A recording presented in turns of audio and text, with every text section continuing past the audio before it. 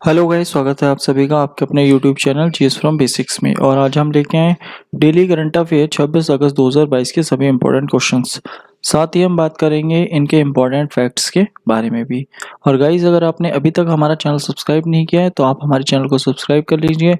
यहाँ आपको daily current affair के साथ साथ वीकली करंट अफेयर भी अवेलेबल होता रहेगा। तो चलिए गाइस, शुरू करते हैं हमारी आज की वीडियो। तो आज का हमारा फर्स्ट क्वेश्चन है, अगस्त 2022 में किस देश ने भारत के साथ राजनयिक संबंधों की 75वीं वर्षगांठ के उपलक्ष्य में एक डाक टिकट जारी किया है? तो ये अगर देखा जाए, इसका आंसर हो गया हमारा ऑप्शन डी, मिस्र। तो मिस्र ने एक डाक टिकट जारी किया है, और कितने साल होने पर? 75 साल पूरे होने पर। और 75 साल ये कब पूरे हुए हैं? तो ये 18 अगस्त 1947 को मिस्र ने भारत को आज़ाद मान लिया था, और अब 2022 में इसको पूरे 75 साल हो गए हैं। तो उसी के उपलक्ष्य में एक डाक टिकट जारी किया गया। अब बात करी जाए तो मिस्र की, तो मिस्र अगर देखा जाए तो भारत और मिस्र के संबंध काफ़ी अच्छे हैं। और भारत और मिस्र की अगर हम बात करें, एक युद्ध अभ्यास होता है इन दोनों के बीच में, तो इन दोनों के बीच में होता है डेजर्ट वॉरियर। तो डेजर्ट वॉरियर युद्ध अभ्यास होता है तो मिस्र और भारत के बीच में। इसके अलावा एक जेट है हेलन 300। तो हेलन 300 इसका निर्माण भी मिस्र और भारत ने मिलकर किया है।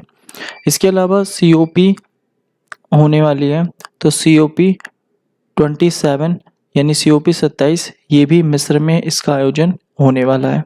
और मिस्र की राजधानी क्या है? काहिरा। मिस्र में सबसे फेमस नदी है नील नदी, और नील नदी का वरदान मिस्र को कहा जाता है। और मिस्र यानी इजिप्ट अपने पिरामिड के लिए काफ़ी ज़्यादा फेमस है। और मिस्र में किसानों को फेल्लाह कहा जाता है, ये भी आपको याद रखना है। तो मिस्र के किसानों को क्या कहा जाता है? फेल्लाह कहा जाता है। और आसवान बांध जो नील नदी पर स्थित है, आसवान बांध भी मिस्र में स्थित है। तो ये इस क्वेश्चन से रिलेटेड आपको सभी बातें याद रखनी है। नेक्स्ट है हमारा अगला क्वेश्चन, हाल ही में किस राज्य सरकार ने देश की पहली एजुकेशन टाउनशिप परियोजना को मंजूरी दी है? तो पहली एजुकेशन टाउनशिप परियोजना इसकी मंजूरी दी है उत्तर प्रदेश ने। तो ऑप्शन डी इसका राइट आंसर है। तो ऑप्शन डी हमारा उत्तर प्रदेश। अब उत्तर प्रदेश की अगर बात करें, उत्तर प्रदेश की राजधानी है लखनऊ, और लखनऊ में ही नाइट सफारी बन रही है कुकरेल वन में। और ये नाइट सफारी सिंगापुर की तर्ज पर बनाई जा रही है। और ये जो योजना है एजुकेशन टाउनशिप परियोजना, तो ये USA की तर्ज पर आयोजित हो रही है। तो ये USA की तर्ज पर शुरू की जाएगी। और जो नाइट सफारी है वो सिंगापुर की तर्ज पर बन रही है।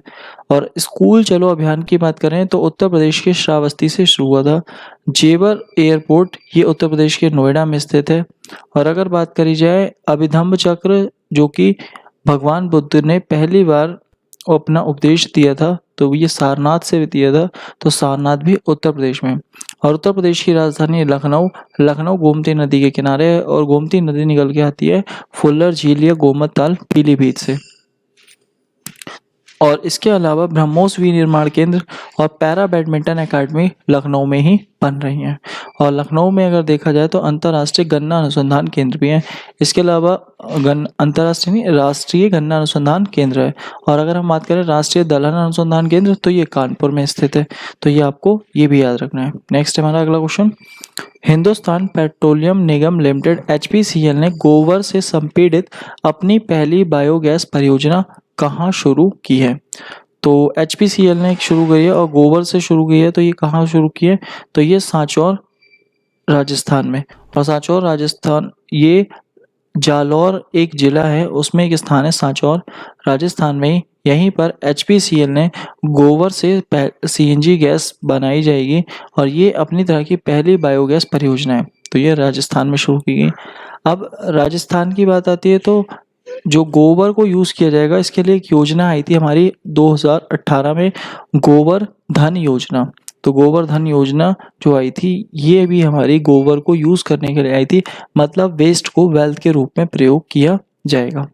इसके अलावा अगर हम बात करें कि HPCL जो है ये एक महारत्न कंपनी है, और वर्तमान में कुल कितनी महारत्न कंपनियां हैं? तो कुल हैं 11, और नवीनतम है पावर फाइनेंस। इसके अलावा अभी हाल ही में एक हमारी कंपनी है ONGC। तो NGC की हेड कौन बनी है? तो अलका मित्तल इसकी हेड बनी है। तो ये भी आपको याद रखना है। इसके अलावा बायोगैस सीएनजी प्लांट कहाँ लगा? इंदौर मध्य प्रदेश में। बायोमास हाइड्रोजन प्लांट ये खांडवा में लगा है, ये भी मध्य प्रदेश में। ग्रीनफील्ड एथेनॉल तो ये पूर्णिया बिहार में है, तो इसका नाम भी आपको याद रखना है। नेक्स्ट है अगला क्वेश्चन, प्रतिवर्ष विश्व गुजराती भाषा दिवस कब मनाया जाता है? तो प्रतिवर्ष जो हमारा विश्व गुजराती भाषा दिवस है ये मनाया जाता है 24 अगस्त को। तो इसका आंसर हो गया हमारा 24 अगस्त। तो इसका राइट आंसर है हमारा 24 अगस्त, तो option D is the right answer. और गुजरात की बात आती है तो गुजरात के ही अगर देखा जाए सूरत में भारत का पहला बुलेट ट्रेन का स्टेशन बना है। इसके अलावा स्टील स्लैग से जो सड़क का निर्माण हुआ है ये भी कहाँ हुआ है? सूरत में ही हुआ है। और अगर हम बात करें गुजरात की तो सीमा दर्शन योजना भी गुजरात की है। और हमारे वर्तमान प्रधानमंत्री नरेंद्र मोदी जी भी कहाँ के हैं? गुजरात के हैं। और भारत में सबसे ज़्यादा लंबी तट रेखा भी किसकी है? गुजरात राज्य की है। तो ये भी आपको याद रखना है। नेक्स्ट है हमारा अगला क्वेश्चन, अगस्त 2022 में किस राज्य ने देश की पहली सरकारी स्वामित्व वाली ऑनलाइन टैक्सी सेवा लॉन्च की है? तो ये किसने करी है? केरल। केरल सवारी के नाम से इन्होंने अपनी टैक्सी सेवा लॉन्च की है। और केरल की अगर बात आती है तो इसका अपना खुद का एक इंटरनेट है। तो इंटरनेट के लिए इसने एक योजना चलाई थी, के फोन योजना। तो केरल ने अपने इंटरनेट को बनाने के लिए के फोन योजना चलाई थी। और एक है भारत नेट परियोजना, ये पूरे भारत में नेट के लिए एक परियोजना है। और के फोन केवल किसकी है? वो केरल की है। इसके अलावा सी स्पेस की बात करें तो सी स्पेस क्या है? तो सी स्पेस केरल का एक ओटीटी प्लेटफॉर्म है। इसके अलावा अगर हम बात करें जो केरल, तो केरल में पेरियार वन्यजीव अभयारण्य भी है जो हाथियों के लिए प्रसिद्ध है। और केरल में ही शांत घाटी भी स्थित है जिसे यूनेस्को में उसकी जैव विविधता के कारण 2012 में शामिल किया गया था। और केरल अगर बात आती है तो केरल के तट को मालाबार तट भी कहा जाता है। तो ये भी आपको याद रखना है। नेक्स्ट है हमारा अगला क्वेश्चन, 22 अगस्त 2022 को किसे राष्ट्रीय सुरक्षा गार्ड एनएसजी में महानिरीक्षक अभियान नियुक्त किया गया? तो ये किसे किया गया है? तो हमारा ऑप्शन डी प्रवीण छाबरा को नियुक्त किया गया है।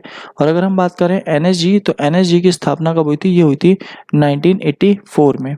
तो 1984 में इसकी स्थापना हुई थी। और मेजर जनरल प्रवीण छाबड़ा को इसका महानिरीक्षक अभियान नियुक्त किया गया है। इसके अलावा अगर हम बात करें असम राइफल्स, तो असम राइफल्स का मुख्यालय शिलोंग में। और इसके हमारे प्रदीप चंद्र अय्यर इसके महानिदेशक हैं। इसके अलावा अगर हम बात करें तो बीएसएफ, तो बीएसएफ भी अगर देखा जाए तो जो बीएसएफ है इसके पंकज कुमार सिंह इसके चेयरमैन अध्यक्ष हैं। और सीबीएसई की बात करें तो सीबीएसई की निधि छिब्बर हैं। और एनसीईआरटी की बात करें तो दिनेश प्रसाद सकलानी हैं। और सीबीआई की बात करें तो सुबोध कुमार हैं। और अगर बात करें सीआरपीएफ की तो इसके हैं कुलदीप सिंह। और अगर बात करें जेएनयू की तो इसकी हैं शांति श्री धुलीपुड़ी। तो ये कुछ इंपॉर्टेंट है जो आपको सभी याद रखने हैं। नेक्स्ट है हमारा अगला क्वेश्चन, 22 से 26 अगस्त 2022 तक 71वीं इंटर सर्विस एक्वाटिक्स चैंपियनशिप 2022 कहाँ आयोजित की जा रही है? तो ये विशाखापट्टनम में आयोजित होगी। और इसे तीनों सेनाएं इसमें भाग लेंगी, जिसमें से 2 टीमें भारतीय सेना की होगी, एक टीम नौसेना की होगी और एक टीम एयर फोर्स की होगी। तो ये सभी जितने भी खिलाड़ी हैं उन सभी का चयन करेगी। और इसमें अगर देखा जाए तो इसी में ये कहाँ आयोजित होगी? विशाखापट्टनम। और विशाखापट्टनम कहाँ है? ये आंध्र प्रदेश में स्थित है। नेक्स्ट है अगला क्वेश्चन, 24 अगस्त 2022 को हिंदी भाषा में साहित्य अकादमी पुरस्कार, तो हिंदी भाषा में साहित्य अकादमी युवा पुरस्कार, तो यहाँ पर आपको युवा और ऐड करना है। युवा पुरस्कार 2022 किसे दिए जाने की घोषणा की गई है? तो ये भगवंत अनमोल को दिए जाने की बात कही गई है। इसके अलावा हिंदी में अगर बात आती है तो ये तो हो गए हिंदी के, हिंदी में प्रमेय को मिला है। और इंग्लिश में अगर बात आती है तो मिहिर वत्स को मिला है। तो इनकी भगवंत अनमोल की एक उपन्यास है प्रमेय, तो प्रमेय उपन्यास के लिए मिला है भगवंत अनमोल को। और अंग्रेजी में मिला है मिहिर वत्स को मिला है। इसके अलावा अगर बात करी जाए कि यहाँ पर हमारा जो ज्ञानपीठ पुरस्कार है वो 56वां ज्ञानपीठ पुरस्कार जो मिला है नीलमणि फूफड़ को। और 57वां ज्ञानपीठ पुरस्कार जो मिला है दामोदर मौर्य को मिला है। तो इसीलिए इनका नाम भी याद रखना है। इसके अलावा अगर हम बात करें सरस्वती पुरस्कार, ये सरस्वती सम्मान रामदरत मिश्र को मिला है। और साहित्य अकादमी पुरस्कार दया प्रकाश सिन्हा को मिला है। और अगर हम बात करें बुकर पुरस्कार तो गीतांजलि श्री को मिला है। तो ये नाम भी आपको सभी याद रखने हैं। नेक्स्ट है हमारा अगला क्वेश्चन। 24 अगस्त 2022 को प्रधानमंत्री नरेंद्र मोदी ने कहां पर होमी भाभा कैंसर अस्पताल और अनुसंधान केंद्र राष्ट्र को समर्पित किया है? तो ये मोहाली में अगर देखा जाए तो इसका उद्घाटन इन्होंने किया है मोहाली। और मोहाली कहाँ है? पंजाब में। और पंजाब के इस समय वर्तमान में मुख्यमंत्री कौन है? भगवंत मान है। तो ये बात भी आपको याद रखनी है। और पंजाब का जो हाई कोर्ट है, पंजाब का high court Chandigarh high court है। और चंडीगढ़ हाई कोर्ट राजस्थान हरियाणा का भी है और खुद चंडीगढ़ का भी है। तो ये भी आपको याद रखना है। नेक्स्ट है हमारा आज का लास्ट क्वेश्चन। हाल ही में किसने नई दिल्ली टीबी लिमिटेड एनडीटीबी में 29.18% हिस्सेदारी खरीदी है? तो ये अडानी ग्रुप के द्वारा खरीदी गई है। तो ऑप्शन 20 का राइट आंसर है। नेक्स्ट है हमारा लास्ट वीडियो का सवाल। हाल ही में कहां पर Rajiv Gandhi Centre of Advance Technology का उद्घाटन किया गया? तो इसका आंसर था जयपुर। और हमारा आज का सवाल है, हाल ही में सैयद सितवे रजी का निधन हो गया, वे थे? तो आपको हम इस क्वेश्चन का आंसर हमारे कमेंट बॉक्स में देना है। साथ ही आज की पीडीएफ फाइल आप हमारे टेलीग्राम ग्रुप, व्हाट्सएप ग्रुप और हमारे डिस्क्रिप्शन बॉक्स के लिंक से भी डाउनलोड कर सकते हैं। और गाइस, अगर वीडियो अच्छी लगी हो तो प्लीज़ वीडियो को लाइक करें, शेयर करें, कमेंट करें और चैनल को सब्सक्राइब करें। Thank you guys.